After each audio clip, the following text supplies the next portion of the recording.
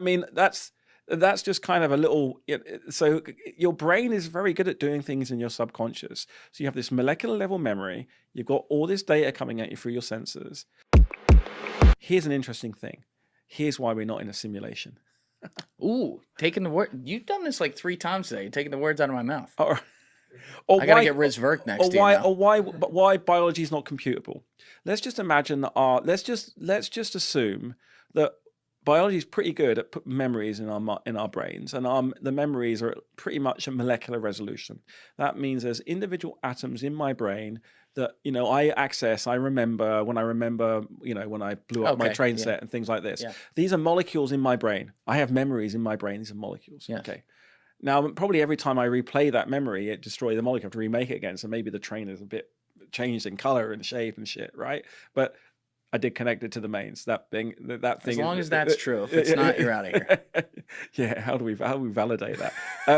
I think my mother's would still. We'll call use the record. AI and find a way. But anyway, so but let's say my brain is storing stuff at molecular resolution, like atomic resolution. To build a computer that can beat atomic resolution, I don't know any physics that can do that. So my brain is already beating what lithography can do, number one. And I am sensing the environment in an analog way. Yes, I'm using quantum mechanics. There are digital-like things happening. But I'm sampling the environment. I've got infinite amount of data I can get. I've got almost this infinite memory capacity, or I've got a molecular level memory capacity, and I've got all this data I can get. I can't build a computer big enough. That's one problem. And because I'm then moving in time, and each time I'm getting more and more data, because I'm not just like, my memories aren't just isolated in one layer. I'm rebuilding them on my neural network. I'm compressing them. Yes. I'm constantly compressing. So yes, I'm doing what LLMs are doing, if you want, to some degree. Yes, I'm doing all this stuff, but it's hyper. Like I'm able to do this across all modes, right? Language is not intelligence. It's not? No. Why not? Language is just a small subset. Like instinct is the on its own. You're saying. like instinct. Yes. When people think that they kind of like, they don't want to fight or fuck or eat, right? The instinct isn't playing, because what Bergson said, actually, I like it a lot, because instinct going into cognition gives you intuition. Intuition is the thing that you can't yet put into language very well. You haven't got there.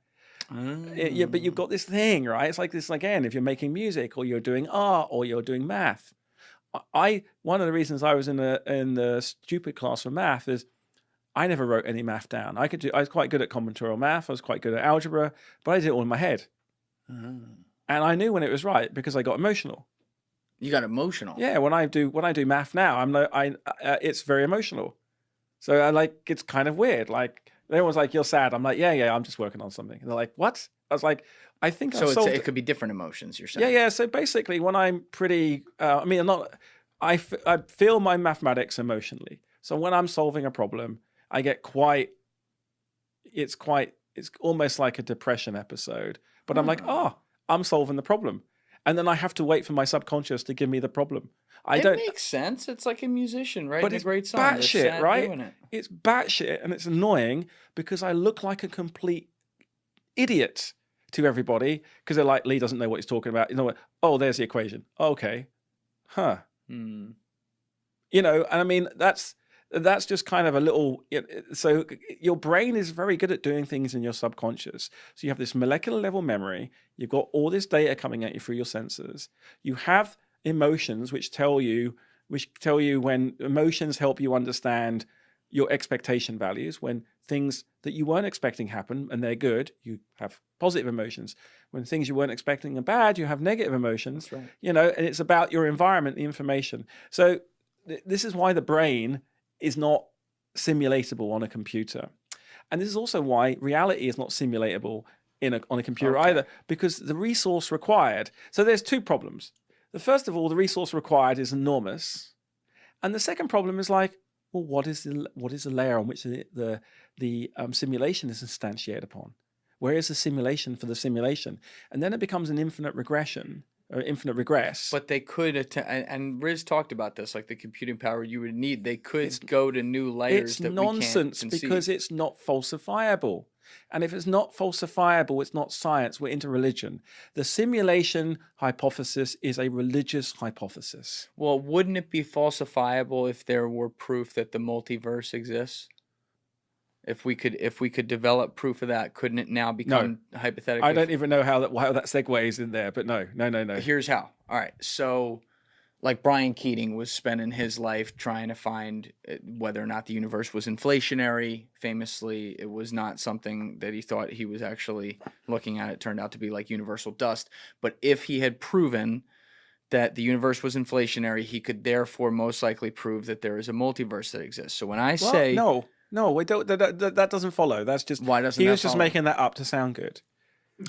I mean, like that, Brian. Like, where does that come from? Sorry, Brian. I mean, like, Please do tell. Yeah. It's like so. Look, so I think David Deutsch gives a really good reason for why the multiverse can exist. Right, David Deutsch. So for me, I have one argument with David. It's the same argument. Like, the problem is David's disciples don't really understand it. David does. Basically, the universe either has time or it has the multiverse. If you have time, if time is fundamental, you don't need the multiverse. Okay, all right. Why?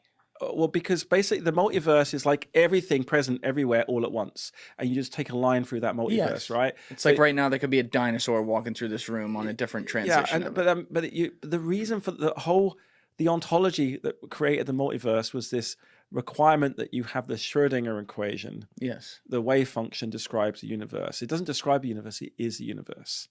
Right? So that's what the hard quantum mechanics It doesn't describe the universe, it is the universe. It is the universe. It's a bit so what I'm saying is, like, quantum mechanics at the base doesn't just describe everything, it is, right? It's like the branches of the wave function are how reality works. Bravo. Okay. Yeah, something like this. But it's just it's a construct without, there is no real experimental evidence for it beyond some of the things that David says, which are quite nice, which allow it to be falsifiable. I don't know what Brian's saying. Brian might be adopting some of that, but the thing is, there's a deeper explanation of that, by the way. I'm taking the more simplistic view of what I know what saying. Brian says. I like Brian a lot. It's great. And I think he likes to play on the mystery, right? And it's great. But at the end of the day, we need to encourage people to think critically. I've said a lot of things to you, which I will happily argue with people. I have strong opinions on. I'll bet you will. But they're weakly held. Yes. And when someone says, no, you're wrongly because of this, I'm like, yeah, thanks. Because one of the reasons I like to say what I think, right? Openly and honestly, and hopefully with a degree of professionalism, is like, maybe Jeffrey Hinton hears that I say he's just making stuff up. I say, no, I'm not making stuff up, and here's why I think it. And I'm like, okay, but then why are you dramatizing this and saying, oh, I left Google because it was too scary and they weren't doing this? I'm like, no, you were just being sassy, and it's cool.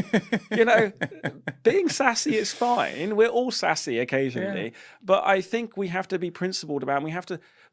What I really want to happen to humanity is I want the IQ of humanity to go up and up and up. The critical IQ of humanity. What I mean by that is people are willing and able and congratulated for questioning in a principled way why something works, and not being fed nonsensical stuff and then being exploited on their woo-woo-ness, right? Which is easy to happen these days. It is. And no, it's like anything. Like when the printing press, I'm so excited about AI and the internet and all the technologies we have, because in 100 years, when we've ironed out this cultural shift, we're going to be able to do even greater things with it than we can now. I think when the printing press started, I can't just imagine what it was like. We had the printing press, and all we did is we printed the Bible. We just gave everyone the Bible. It's like, but can we not write a Bible?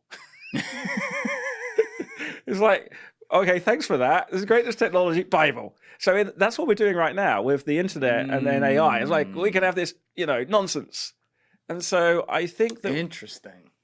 That's where we are. It's a fascinating time to be alive. Thank you guys for checking out this clip. If you haven't already subscribed, please subscribe and hit the like button on this video. It is a huge, huge help. And if you'd like to check out this clip's full podcast episode, that link is in the description below or right here. And finally, you can follow me on Instagram and X by using the links in my description below.